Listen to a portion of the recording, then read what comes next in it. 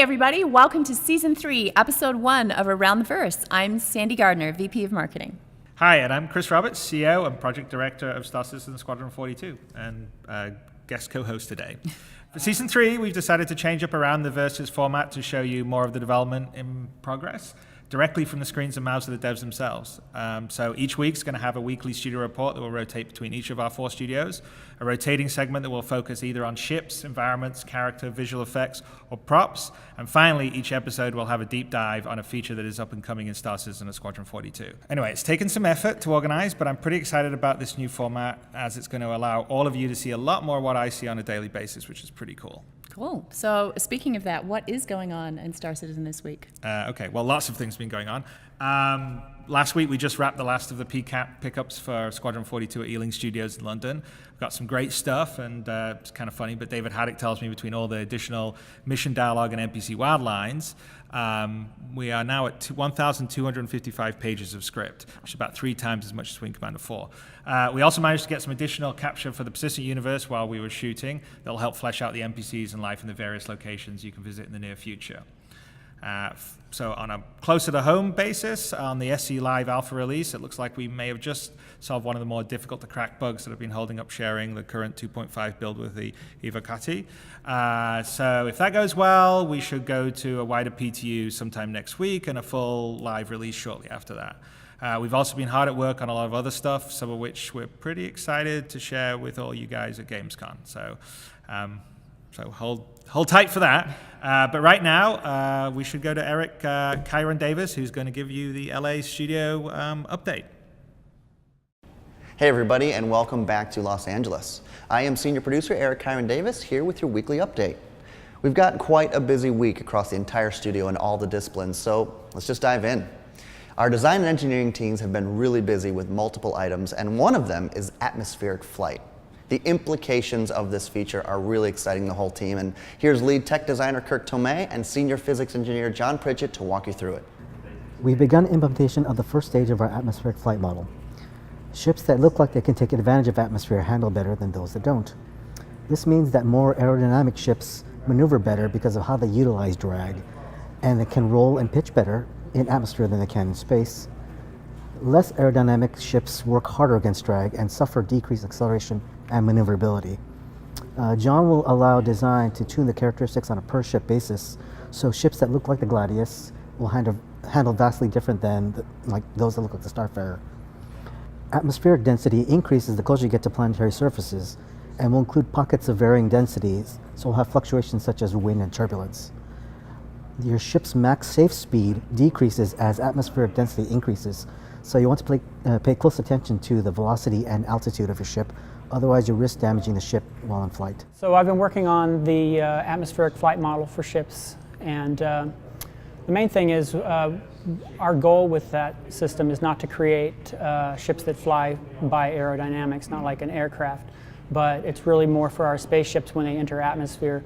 We want the flight model to take into account drag and at some point possibly lift, kind of change the way the ships feel in atmosphere. And so the first step for that was a way to calculate the cross-sectional area for the spaceship on all 3 of its main axes. So you got the front, side, and top. And that's largely what determines the amount of drag for a ship. I mean, that's going to be dynamically calculated, so if a ship blows a wing off or something, that's going to change not only the amount of surface area, but also where the drag force is being applied relative to the center of mass, which will create really interesting flight conditions. But every ship, based on its structure, some ships are going to be more aerodynamic, something like the Gladius, they're designed more like an aircraft.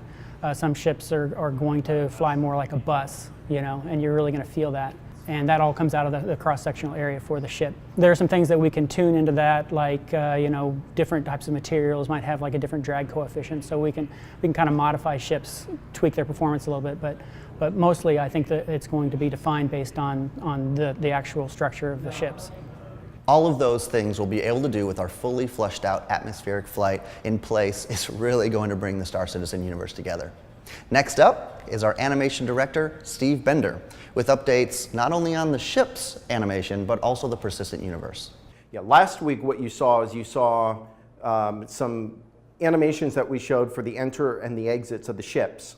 for the upcoming milestones, what we're working on is we're working on taking all that motion capture that we shot about a month ago and we told you about previously, and we're getting that into each of those ships. And the first ships that you're going to start seeing that on are the Hornet, and the Super Hornet, and the Freelancer. So for the persistent universe, we're also working on life animations, things such as behind the bar, at a booth, sitting in chairs, leaning against walls, various things within the persistent universe that are going to give the whole thing life, just on the planets in general and things like that. That faster speed of our enters and the new life they're breathing in the persistent universe, it's really going to bring everything to, well, alive. Our final update for the Los Angeles studio is the update to the male-based model. So here's our character art director, Josh Herman, to walk you through some really exciting updates. So after finishing up the female sculpt, we really wanted to give the male kind of the same level of quality. So James Koo, who also did the female, did another pass on the male. He did a new high poly sculpt, a new low poly, new texturing, which he's in the middle of right now, using Mari. It's looking really, really good. We just wanted to give the male the same quality that the female did. So this new male, as you'll see, we've really focused on the hands because being in first person, we want to make sure that all that looks really good. So when you're doing any animations, it looks super solid. He's a little bit more fit. A lot of our characters are going to be in the military, so he should look like he hit the gym. He should be a fit guy. I think this new sculpt really does hit that bar, and I think it looks a lot better. And I'm really excited for it, and I think we'll have it for you guys soon. The base characters are looking really terrific. And with the implementation next on the agenda, well, it's only a matter of time. Well, that does it for Los Angeles for this week. Thanks for stopping by, and I'll see you all next time. It's a cool update. So in other news, the Free Fly just finished up. Also, BritizenCon happened this weekend, just gone, in Manchester, and check out these photos.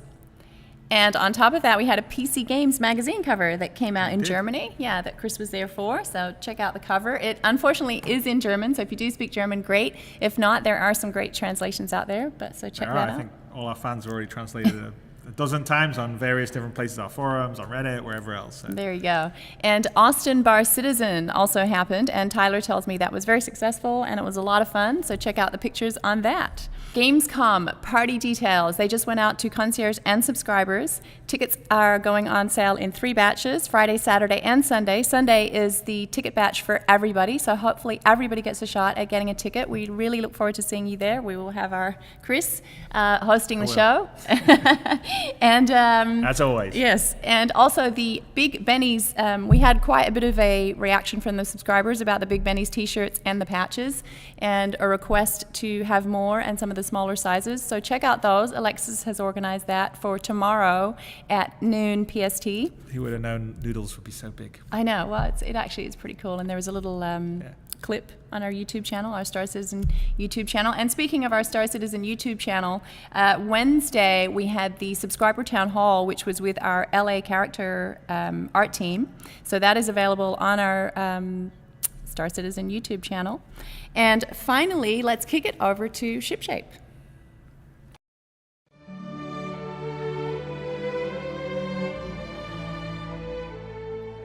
2.5 is right around the corner. One of the exciting things is going to be the Reliant being flight ready. Now, Dave Hobbins actually hooked us up with some really awesome concept art, and then the team around the world has been making this ship come to life. Now, the interesting thing about this ship is it's Xeon technology influence, right? And we've only seen one other ship before that's in Xeon, and everyone knows that's the Scout. So, these ships are multi-state, they're transforming, they're unique, they're different, they fly different. So the Reliant is a ship that I was really excited to get my hands on because I think Hobbins did a great job with the design, and I think the flight mode was pretty interesting as well. So my team here in LA, we did a lot of the heavy lifting on the modeling and a lot of the preliminary animations. And of course, we had teams all around the world touching it, in Austin doing animations, and in the UK doing textures for the materials. So we brought it all together here. One really cool detail about the Reliant, which some people might not notice, is, obviously it has a vertical flight mode, but because of the vertical flight mode, the engines have reverse thrusts on the front side of them that act as retro thrust to slow the ship down. When it's in horizontal mode, the front of those engines are covered up. So in order to achieve retro thrust, we have a shunting system that takes the thrust and redirects it to the front of the wings, where we open up flaps that function as retro thrust as well. So look out for those, those are pretty cool. You know, leading up to this point, I'd been working on refactor for tuning for all the ships, and so I was able to work in the ability to support multiple flight states for our ships, and we've used that for the Reliant. And now that we have that, we should that'll open us up to do a lot of other ships with multiple flight states as well. When you're coming in for a landing, doing really close precision flight, you'll be flying that in the horizontal mode of the ship.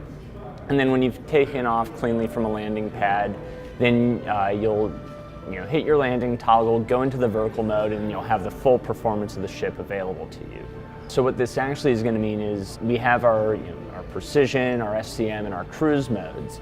So when you're in the horizontal mode, you're going to be locked into precision. You don't get to go the top speed of the ship, and it's very constrained in what you're going to be able to do movement-wise. And we've also made sure that you aren't going to accidentally, pitch forward too quick and flip onto the roof of your ship and blow up, because that's just not fun.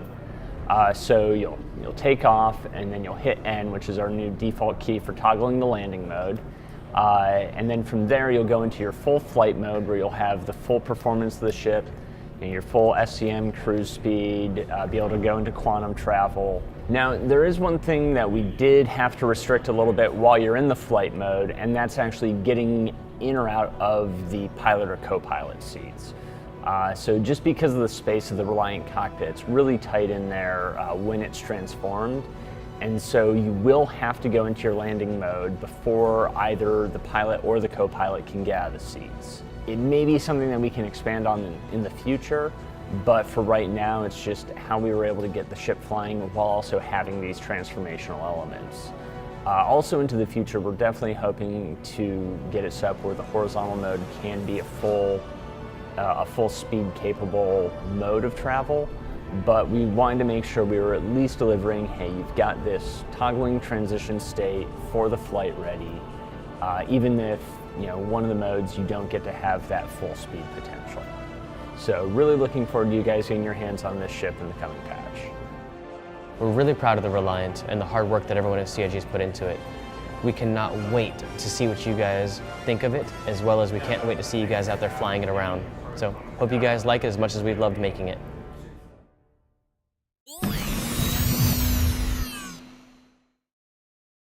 Hey there, Tyler Whitkin, Community Manager in the Austin, Texas studio, here to bring you this week's MVP. A huge congratulations to Glantor Enzo for creating some awesome reference cards to assist in learning the updated in-game control scheme. These things are very useful. I went ahead and printed them out myself and have them hanging right next to my desk. So, congratulations again, you're this week's MVP. Back to you guys.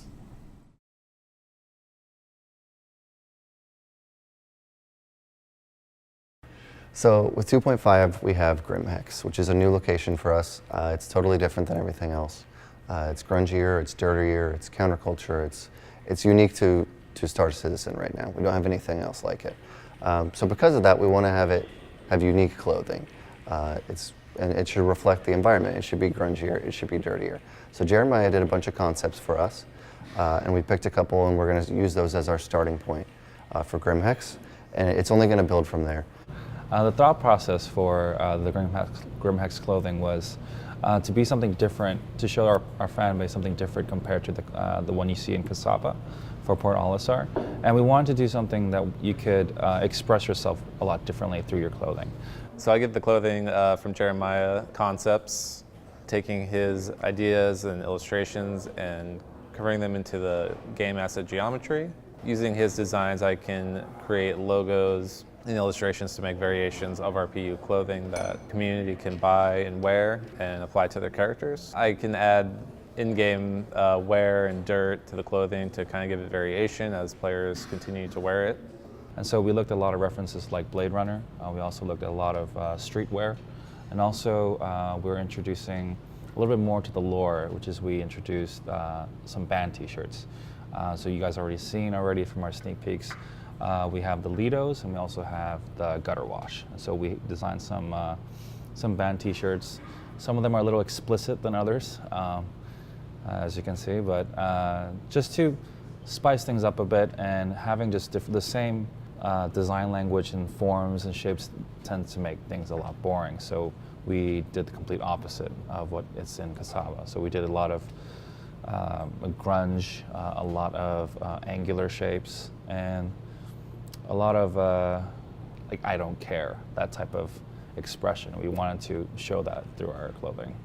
Because the clothing is the Grimm X kind of outlaw community, I choose very dark, desaturated colors to kind of emphasize what the logos are and kind of how the clothing appeals to that certain category of our universe.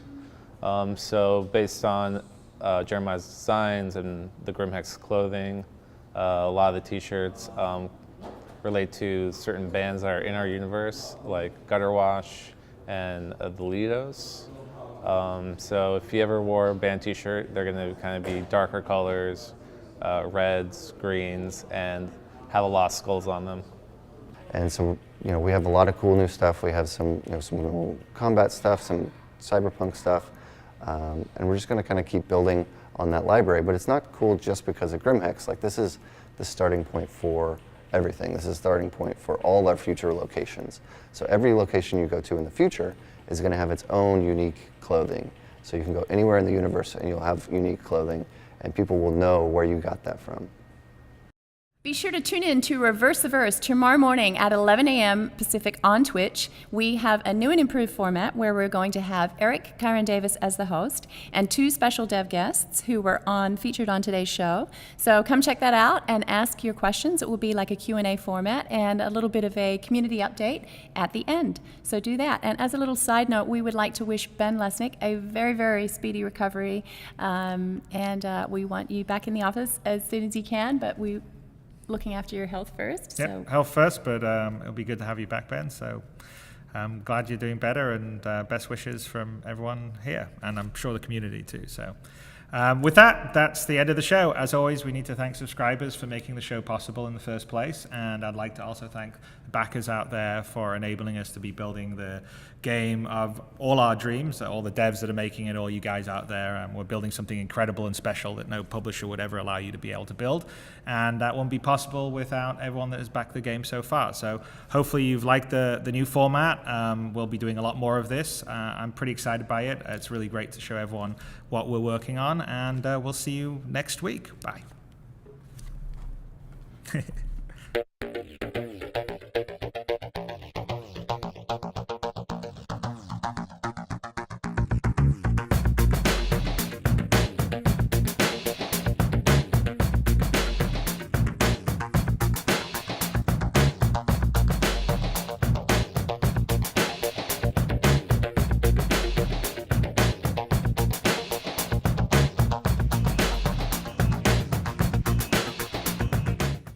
Did you know that many of Star Citizen's developers are on social media? If you would like to follow Star Citizen on Facebook, you can find us here.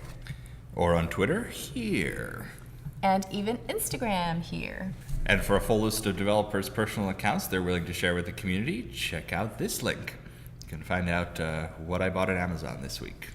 Star Wars stuff. It was probably Star Wars stuff.